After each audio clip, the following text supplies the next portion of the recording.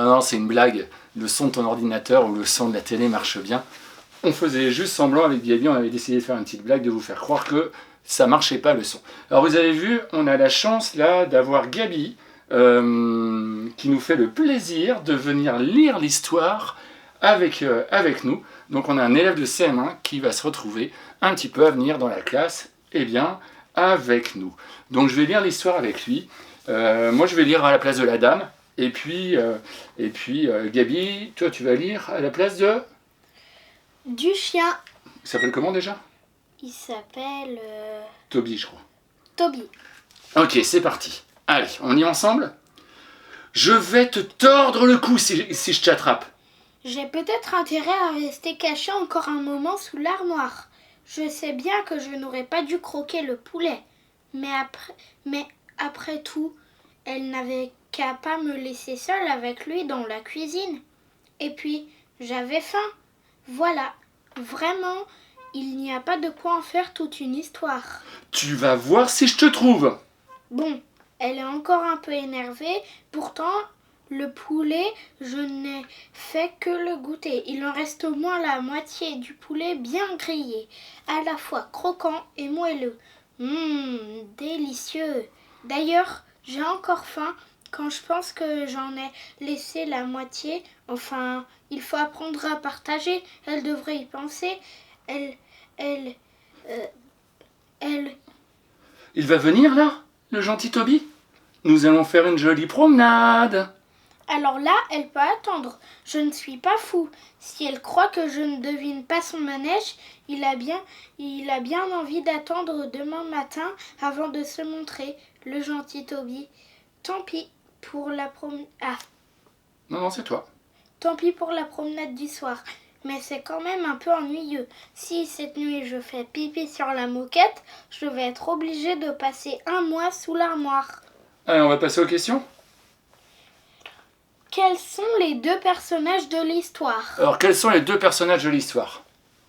Allez, on vous écoute. Tu les entends, Gabi, là? Je vous entends pas, hein.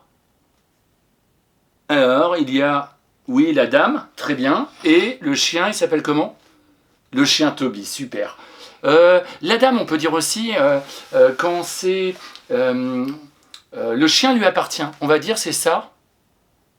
C'est sa maîtresse. Exactement, on peut dire c'est sa maîtresse. Ah, c'est un homonyme. Il y a la maîtresse d'école, et puis la maîtresse d'un animal. Question B, Gabi, nous t'écoutons.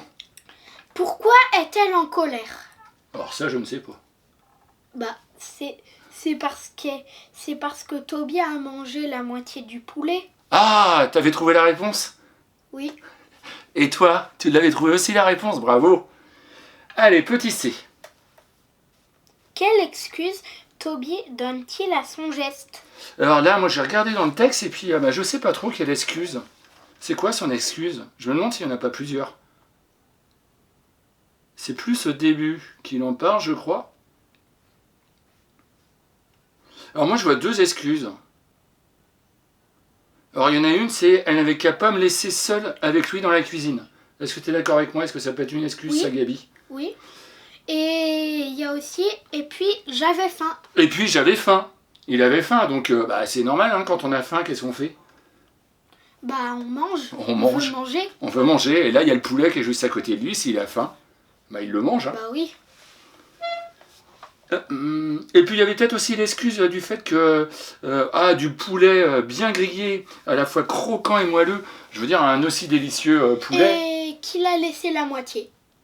En plus il a été sympa, il en a laissé la moitié. Exactement. Petit dé. Allez. Alors, pourquoi n'est-il pas intéressé par la promenade? Bah oui, c'est sympa d'aller se promener avec sa maîtresse. Pourquoi là Toby il n'est pas intéressé d'aller se promener? Tu sais toi? Et vous savez? Attends avant de donner la réponse, Gabi. Ah oui, t'as vu? T'as entendu? Ils ont donné la bonne réponse. Ouais. C'est quoi la réponse?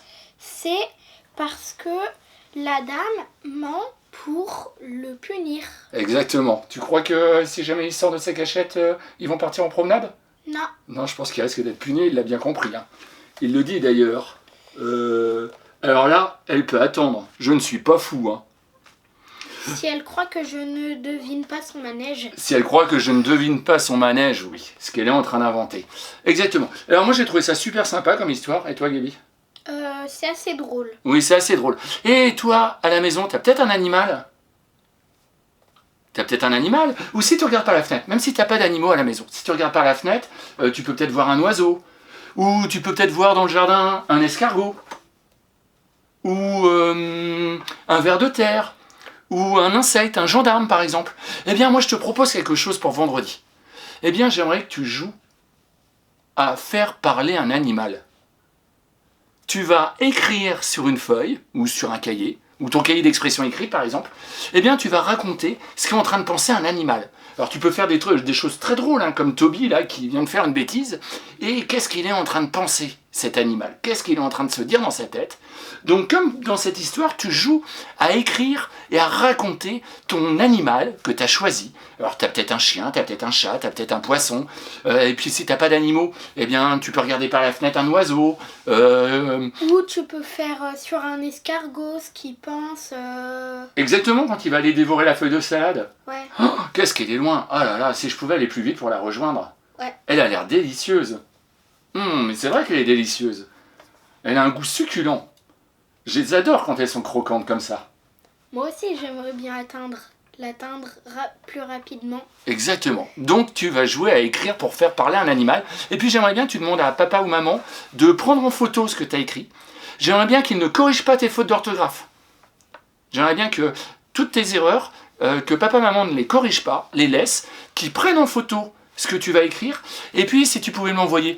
Alors je te laisse le temps pour le faire, par exemple jusqu'à vendredi, ça peut être bien, en sachant qu'en plus demain c'est mercredi libéré, donc tu auras plus de temps pour en profiter pour le faire. Voilà, on se retrouve juste après les CP et les CE1. Alors les CP on va se retrouver pour les mathématiques, et les CE1 on va se retrouver pour une leçon, pour revoir les verbes être et avoir au présent. Tu les connais Gaby toi? Oui. Les verbes être et avoir au présent. Tu sais les conjuguer? Bah oui. Oui?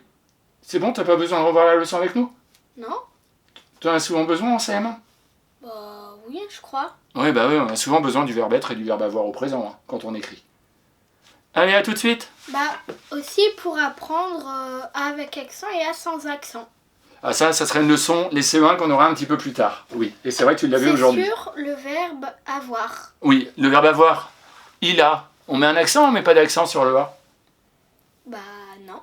Non, on met pas d'accent quand c'est le verbe avoir. À bientôt! Au revoir.